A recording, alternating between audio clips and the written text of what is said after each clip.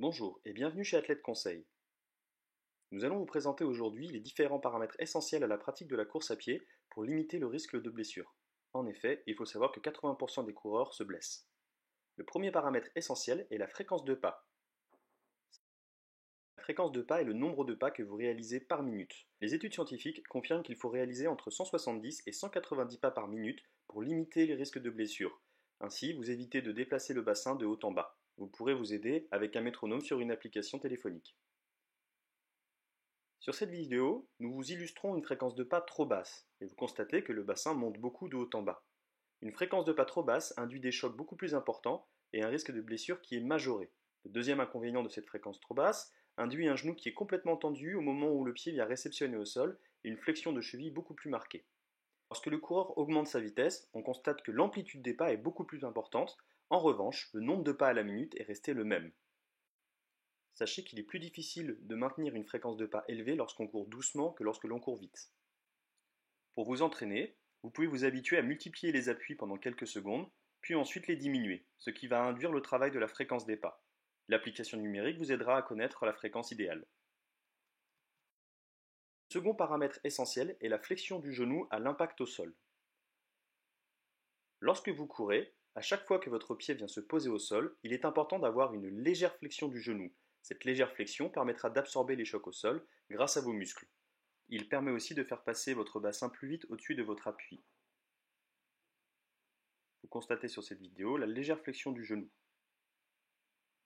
À vitesse élevée, c'est exactement la même chose. On retrouve une légère flexion du genou. Si l'on reprend la vidéo avec la fréquence de pas trop basse, vous constatez que la réception au sol se fait genou tendu. Cette réception genou tendu risque de provoquer de forts impacts non absorbables par le muscle. Troisième facteur, une légère inclinaison du tronc.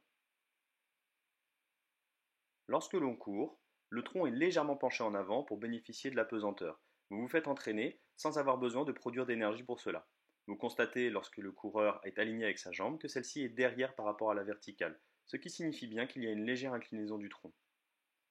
Si l'on reprend la vidéo avec la fréquence de pas trop basse, vous constatez cette fois que le buste est beaucoup plus droit et donc on ne bénéficie pas de cette pesanteur qui peut nous entraîner. L'alignement tronc-membre inférieur est plus vertical. L'attaque du pied au sol. Ce n'est pas un facteur essentiel, du moins qui ne permet pas de prévenir des blessures. En revanche, il y a aujourd'hui un vaste débat sur le type d'attaque que l'on doit réaliser au sol. La majorité des coureurs d'endurance posent d'abord le talon au sol, puis déroulent leurs pieds.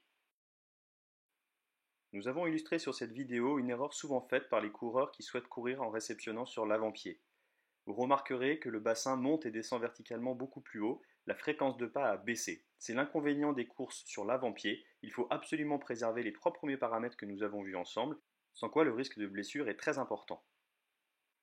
Il est donc tout à fait possible de courir sur l'avant-pied à partir du moment où les trois grands paramètres sont respectés. Une bonne technique de course est un paramètre essentiel pour prévenir les blessures. Ce n'est pas le seul, il faut savoir que la préparation physique et les variations des allures sont aussi essentielles. Ils seront importants à développer pour la préparation d'une course.